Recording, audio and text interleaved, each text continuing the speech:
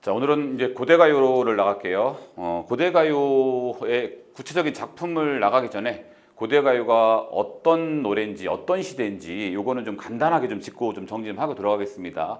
자, 일단 말 자체가 굉장히 좀 오래된 느낌이 들어요. 그죠? 고대가요는 굉장히 오래된 느낌이 드는데 그럼 고대가요를 도대체 어느 시기의 노래라고 하느냐? 기본적으로 고대가요는 고조선부터 출발을 하죠.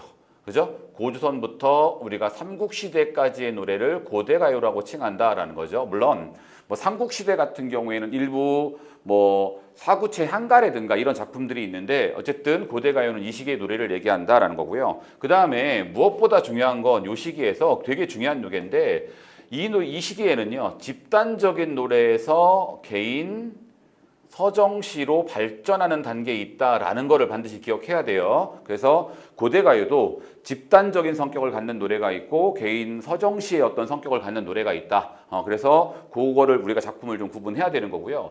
자, 오늘은 첫 번째 시간에 이제 구지가를 배우게 되는데 구지가라고 하는 건 이건 뭐 우리가 배경설화를 읽어보면 좀 알 텐데 구지봉에서 부른 노래다라고 생각하면 되죠. 그죠? 참고로 이 구는 거북구자를 얘기하는 거고요. 그죠?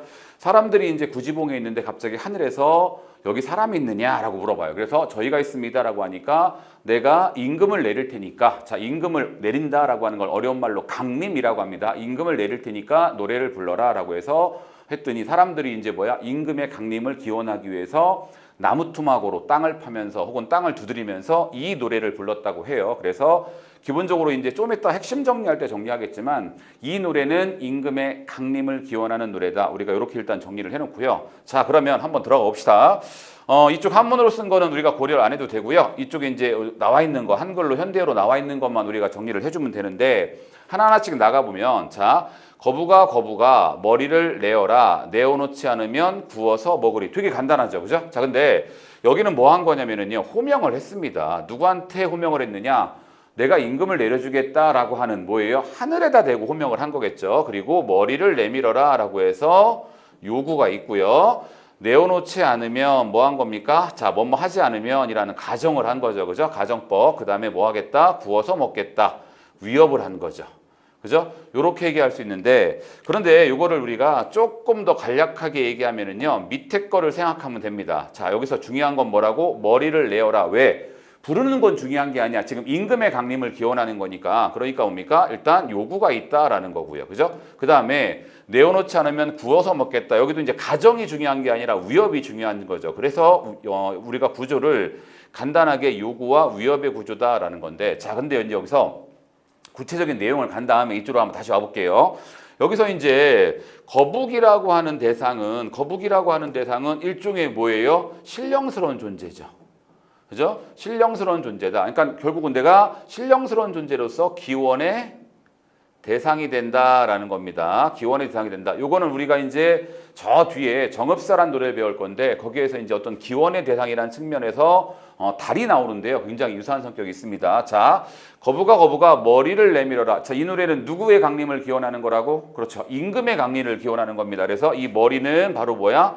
우두머리라고 해석을 할 수 있고 그 다음에 이건 바로 뭐다? 임금이다라는 거죠. 임금님을 내놓아라 라고 읽고요. 내어놓지 않으면 구워서 먹겠다. 자, 근데 여기서 조금 이상한 게 있어요. 왜냐면 신령스러운 대상한테 불경스럽게 위협을 하고 있다라는 거죠. 그죠? 우리가 이걸 어떻게 해석하는 거냐면 자, 여기서 머리를 내밀어서 근데 내어놓지 않으면 구워서 먹겠다라고 하는 건 위협까지 하는 거는요. 소망의 강도가 점점 커지고 있다라고 해석해요. 그만큼 간절하기 때문에 이렇게 위협까지 했다라고 해서 단순히 요구해서 위협의 구조로 가는 게 아니라 소망의 정도가 점점 커진다라고 해서 이걸 우리가 점층 구조다라고 이야기해요. 그죠? 점층 구조다. 우리가 점층 구조라고 하는 건 점점점 범위가 넓어지는 것도 있겠지만 정서나 뭐 또 혹은 화자의 생각이 점점점 심화되는 것도 점층적 구조라고 얘기하거든요. 여기는 화자의 어떤 소망, 즉 임금의 강림을 기원하는 요구사항이 점점점 세진다라고 해서 이걸 우리가 점층구조라고 합니다. 자, 요렇게만 우리가 간단하게 보면 되고요. 핵심 정리를 잠깐 보면은요. 핵심 정리를 보면은 여기 이제 요렇게 있습니다. 요렇게 나오는데 자, 말이 좀 어려워요. 어려운데 하나하나씩 정리를 해볼게요. 첫 번째가 주술유다라는 거죠. 주술유라고 하는 건 주술적인 노래다. 뭔가 신에게 기원을 한다 이런 얘기고요. 집단무가다. 한 사람이 부른 게 아니에요. 여러 사람이 부른 거다라는 거고 아까 땅을 판다고 했었죠. 노동요적 성격이 있고요. 일종의 임금의 강림을 기원하는 의식유의 성격도 있다라는 거고요. 뭐 사구체라고 하는 건 기본적으로 뭐예요? 넉줄짜리다라고 하는 거고 한역이 아까 뭐라 했죠? 한역은 한문으로 기록됐다라고 하는 거고 자 성격은 똑같아요. 주술적 집단적 나오는 거고 자 이거부터 좀 말이 어려운데 영신군가다라고 하는데 자 영신군가는 뭐냐면은 자 이거 뭐야? 환영한다는 얘기야.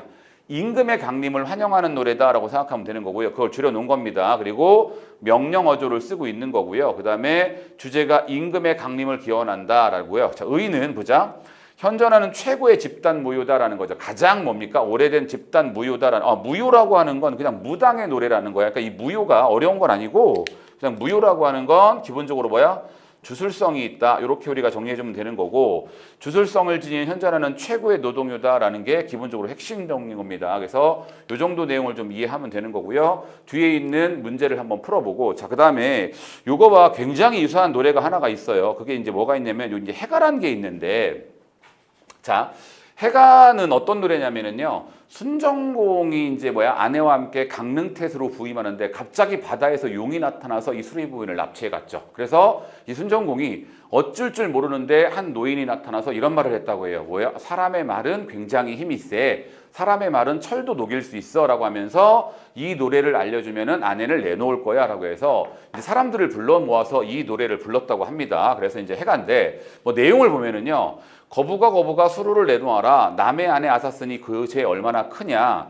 내 만일 거역하고 내어놓지 않는다면 그물을 놓아서 잡아서 구워 먹으리. 굉장히 유사하죠. 그죠? 요게 이제 시대가 조금 더 뒤의 노래인데 그러니까 그 당시에는 뭐예요? 이렇게 어떤 주술적인 노래가 되게 광범위하게 퍼졌다. 혹은 뭐 유행을 했다. 이렇게 우리가 정리할 수 있을 겁니다. 뭐 구조는 똑같죠. 그죠? 줄여서 얘기하면 기본적으로 뭐야? 요구가 있고요. 그 다음에 뭡니까? 위협이 있다라는 거죠. 그죠? 요구와 위협의 구조를 갖고 있는 건데 성향은 좀 달라요. 일단 여기서 거북이는요. 어쨌든 뭐예요? 뭐 인간 세상 사람은 아닌 거잖아요. 그죠? 그래서 어떤 초월적인 존재는 맞는데 문제는 남의 아내를 납치해 간 사람이야. 그럼 이 초월적인 존재인데 뭡니까? 부정적인 대상이죠. 그죠? 부정적인 대상이고 그 다음에 수로를 내놓아라 라고 해서 이게 바로 뭐가 되는 거야? 요구사항이 되겠지. 근데 요구사항이 굉장히 구체적이에요.